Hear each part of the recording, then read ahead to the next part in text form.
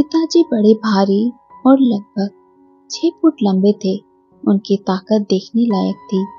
अपनी जवानी में वह खच्चर को जमीन से उठा लेते थे और वे उन कुछ लोगों में से जो खाम के लोगों के साथ कुश्ती लड़कर उनको हरा सकते थे। ज्यादातर तिब्बती लोगों के बाल काले और आंखें गहरी भूरी होती हैं। पिताजी इनमें अपवाद थे। उनके बाल अखरोट जैसे भूरे और आंखें स्लेटी थी। अक्सर उन्हें क्रोध का आकस्मिक उबाल आता था जिसका हमको कोई कारण नहीं दिखता था। हमने पिताजी का कोई बड़ा व्यवहार नहीं देखा। तिब्बत में उस समय मुश्किल समय चल रहा था।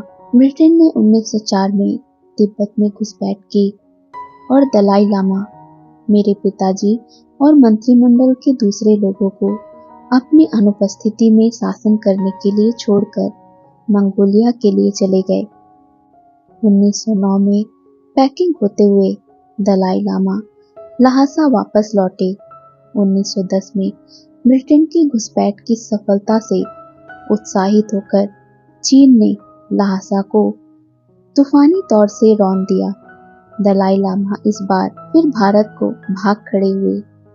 चीनी क्रांति के समय 1911 में चीनियों को लहासा से खदेड़ दिया गया, परंतु उससे पहले वे जनता के खिलाफ भयानक अपराध कर चुके थे।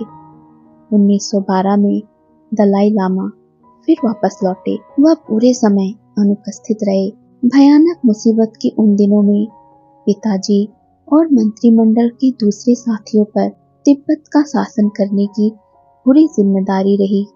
माताजी कहा करती थी कि पिताजी का स्वभाव उसके बाद वैसा कभी नहीं रहा, निश्चित रूप से, और ना ही हमें उनसे कभी पिता का प्यार मिला।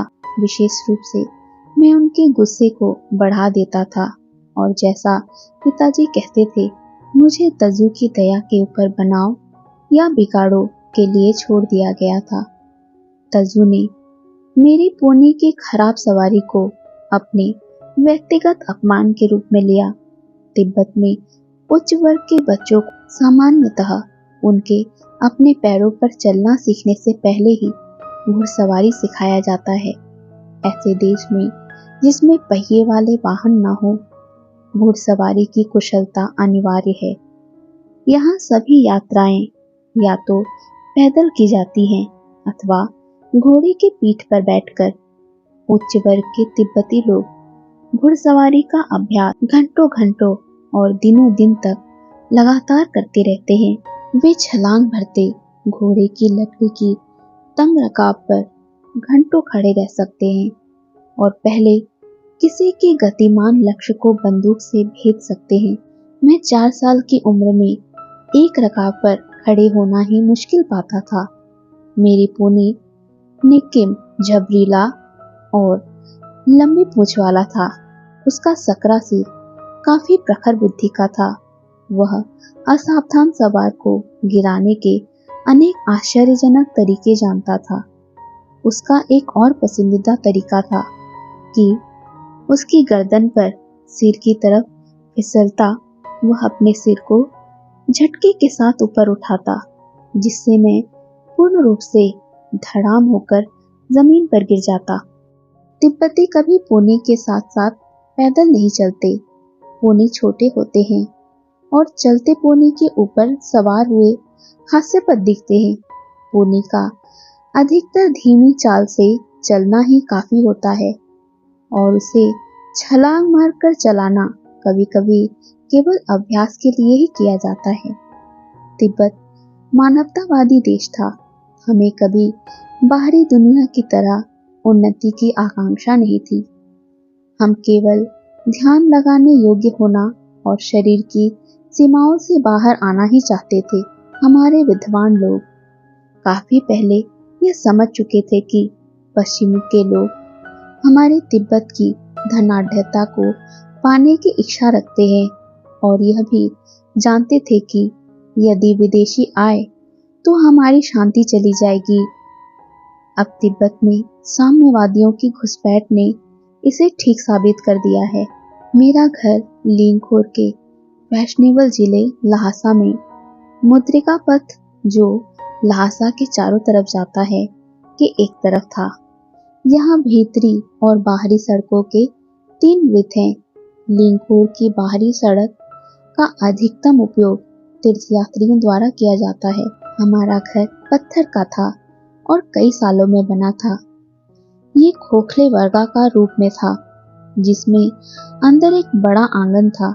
हमारे पालतू जानवर भूतल पर ही रहते थे और हम ऊपर रहते थे। हमारे घर का द्वार, जो हमारे बीच के आंगन की ओर रास्ता देता था, बहुत भारी था और समय के साथ काला पड़ चुका था। चीनी घुसपैठिए उसके ठोस लकड़ी के दंड को तोड़ नहीं सके थे। उन्होंने बदले में एक दीवार को तोड़ दिया था। प्रवेश द्वार के ठीक ऊपर हमारे परिचारक का कार्यालय था। सहायक के दाएं ओर के कमरे में 2 भिक्षु पुजारी रहते थे।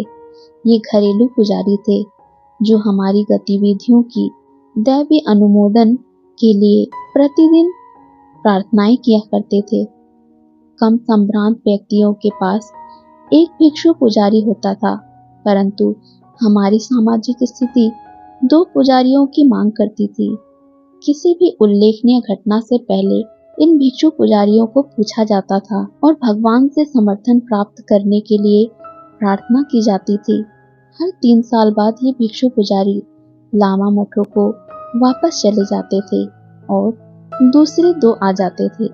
हम सभी बच्चे, मेरा भाई पालजियो, बहन यशोधरा और मैं नवीन खंड में रहते थे, जो सड़क से दूर और आंगन के एक ओर था।